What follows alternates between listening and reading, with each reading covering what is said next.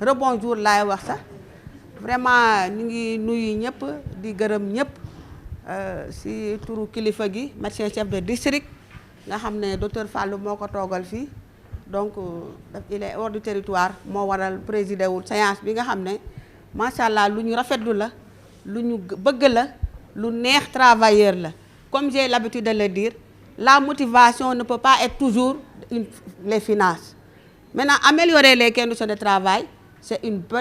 belle action par rapport à la motivation du personnel. Loolu la réseau des CDS ñëw def ci fii tey waaye bala ñu koy door dañuy jox Baba. Donc nga ñaanal ñu lii mu doon ànd bu sax yàlla yokk koom-koom gi ba nga xam ne objectif bi nga xam ne moom lañ leen sas suñu borom jàppale ñu mu antu ñu atteindre ko. bisimilah rahmaani rahim. di nekk lu nekk surprise waaye nag comme dañ ndigal la moom boo mënee def boo mënul nga jéem di sant CDS bi le nouveau CDS parce que man maa ngi leen soog gis tey bokk wala tey laa leen soog a xàmmee waaye un acte n'est jamais kii raison pour laquelle wax dëgg yàlla dañuy rafetlu seen teewaay di nuyu képp kuy personnel fii ICP ak équipe cadre du district ak major yeeg yëpp donc ñu def Fatiha salatu Fatiha ubbi jotaay bi jaay Seydou Wujud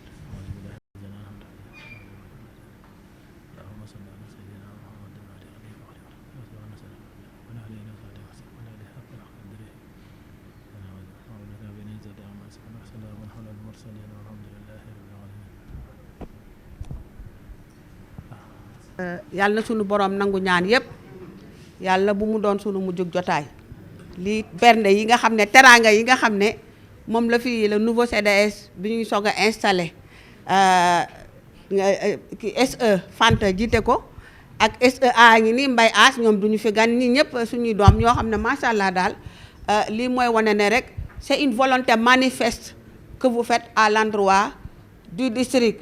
donc loolu ngërëm la boo xam ne rek dañ koy tàmbali ci ni ngeen duggee nii mu nekk lu ñu neex lool ndax docteur Modou Thior Mbaye ak son équipe nga xam ne représenté par le docteur Fallou di wane ne nag lii moom mooy ànd lii mooy li nga xam ne moo ñuy boole parce que nous tous nous œuvrons pour l'atteinte des objectifs mais pour atteindre les objectifs il faut des conditions de travail mais il faut également un engagement du personnel et je pense que tey jii le personnel ils sont très engagés que ça soit le médecin-chef son équipe mais également aussi l'ensemble des CCP et des structures qui sont publiques et parapubliques qui sont au niveau du district moi je pense que nous saluons cet engagement sans faille donc bu ngeen ñëwee def nii motivation à travers le matériel macha allah loolu lu ñu neex la donc mu nekk matériel boo xam ne dañ ko dugal ci district bi duggee ko ci district bi docteur lii mu nekk lu ñu rafetlu lool. vraiment di rafetlu jëf ji rafet na lool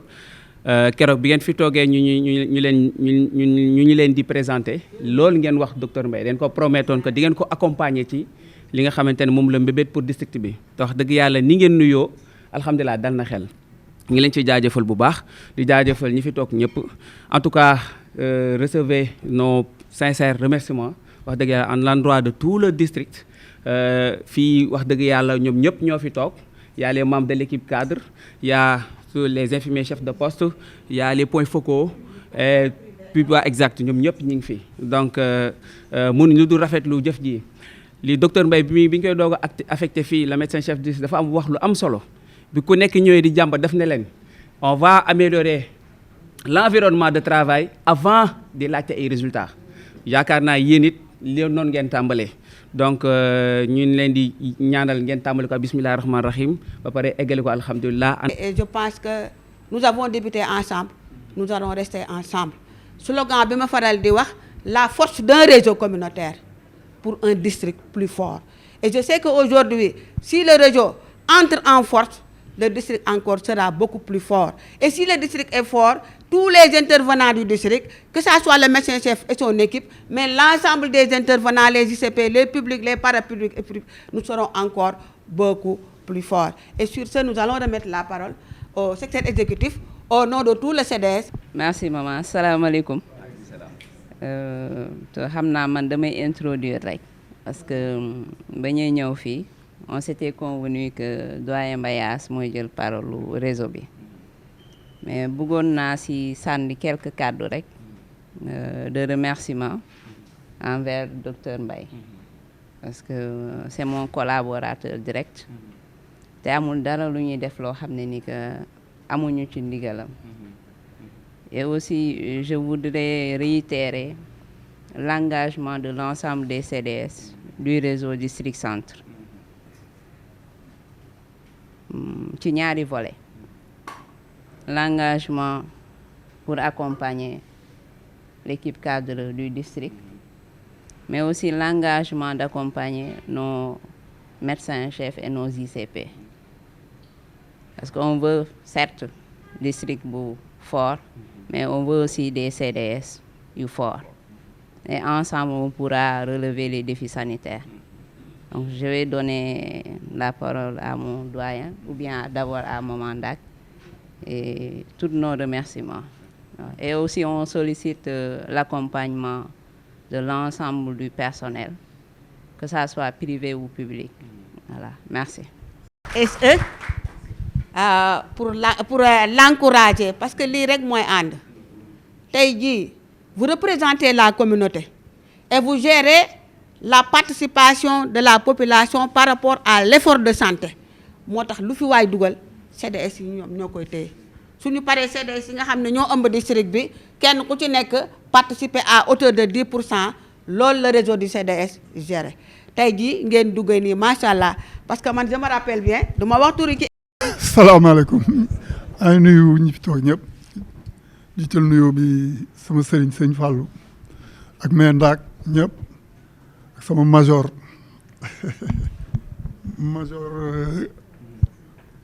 dama far Mbaye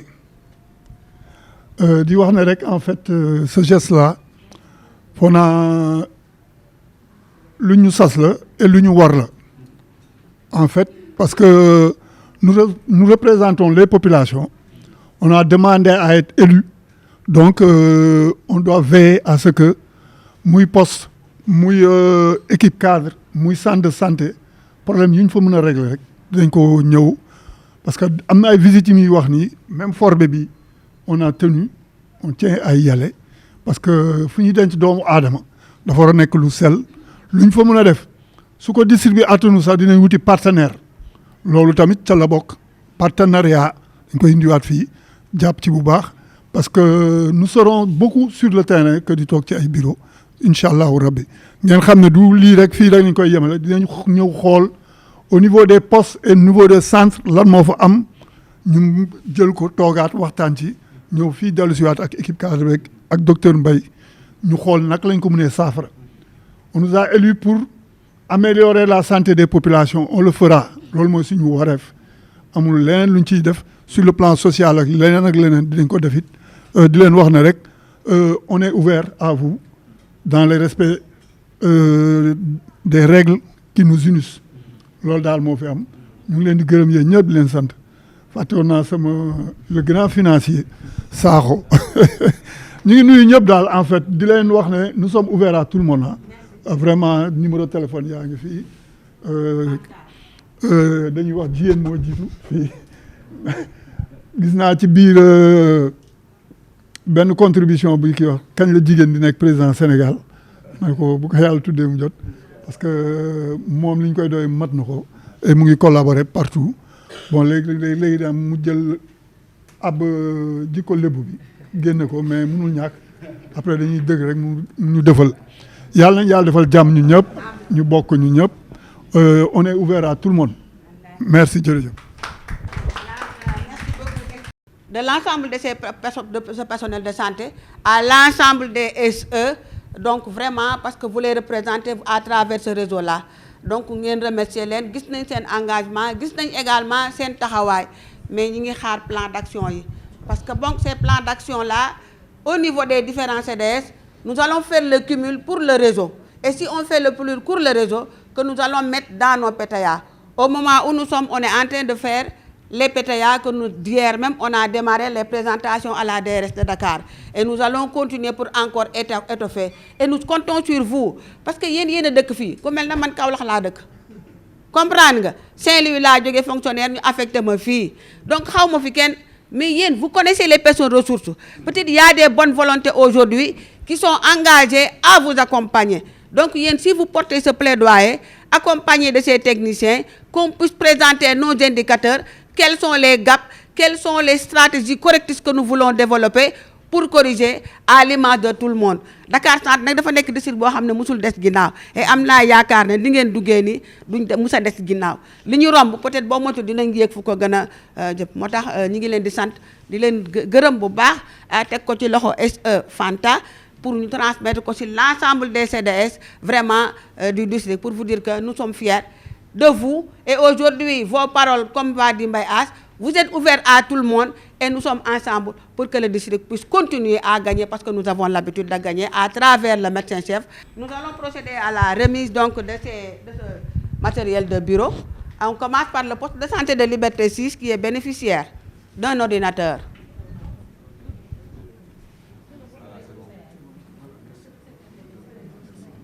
Merci. Machallah, li rafet na. Donc bon may remercier ñi fi nekk ñëpp di leen xamal ne que man maa yore communication réseau bi donc information yëpp yi ñuy def ci district bi ak au niveau même des postes et des centres à chaque fois soo leen amee événement soo leen contacter les réseaux pour couverture médiatique mën nañ ñëw ak suñu équipe yi defal leen couverture bi ngeen xam ne ñëpp ñu nekk ci réseau bi dinañu mën a nekk au même niveau d'information pour mën di jot information yu baax yi nga xamante ne dina permettre ku nekk di nga xam ci sa morom ci lu mu nekk ak ci yow ci lan nga nekk. donc maa ngi remercier nag le réseau bi nga xamante ne moom moo def lii tey xamante ne nit pour nga mën a liggéey foog nga am outil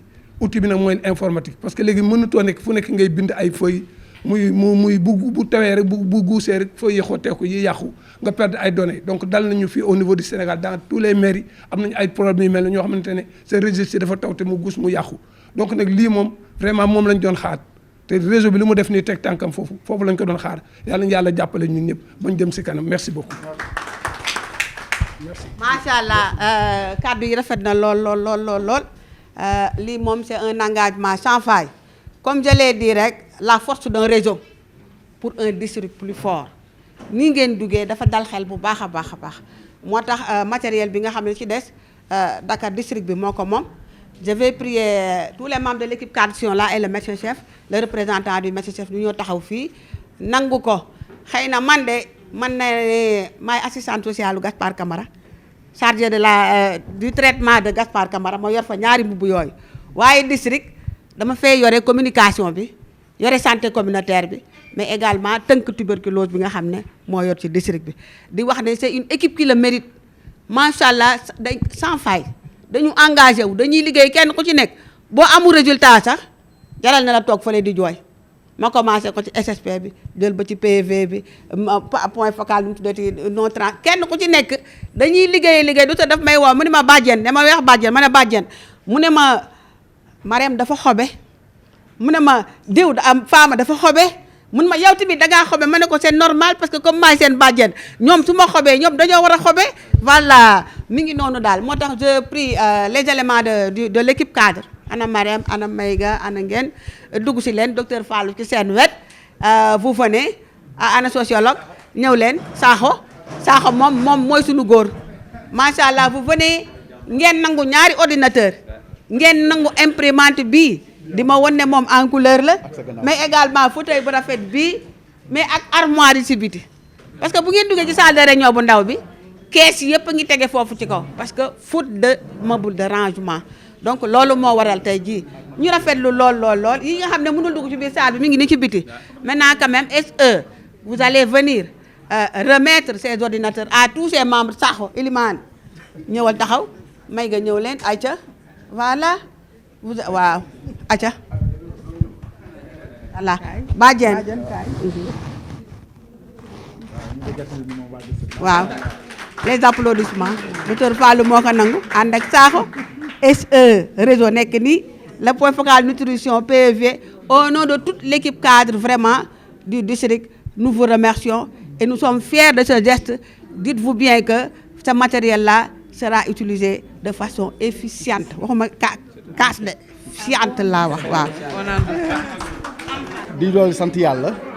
comme ni ko Fall waxee si ay entame parole am lii dafa dal xel. Vraiment am na xam foog ma témoigner ko fi. Parce que président ba muy soogaa ñëw woo na ma téléphone nu waxtaan longuement mais ba mu fa jógee si docteur Mbaye laa njëkk a dem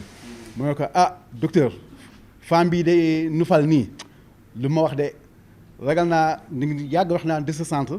dafa nekk si kaw mais dina gën a dem si kaw te lii ma ko commencé nii tey dal na xel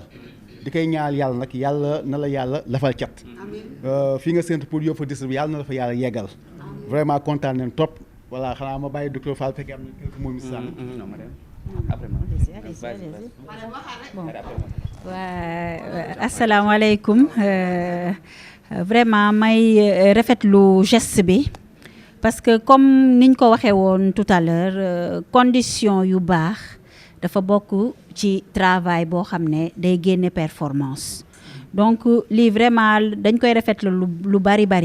parce que lii yëpp pour améliorer sunu nekkin la ndax collecter ay données ci ay conditions yoo xamante ne day dalal sa xel tamit day tax rek vraiment comme niñ ko waxee district bi gën a jëm kanam ñu leen di ñaanal vraiment seen liggéey mu ànd ak réussite par rapport ak seen travail bi nga xamante ne moom leen di def et au nom de toute l'équipe cadre nous vous disons vraiment merci un grand merci. Bon, comme ça c'est des remerciements encore hein. Et comme je dis hein, le réseau est là pour vous accompagner et ça c'est un engagement formel et c'est un engagement qu'on tiendra jusqu'au bout Inch'Allah. Tous nos remerciements. Merci.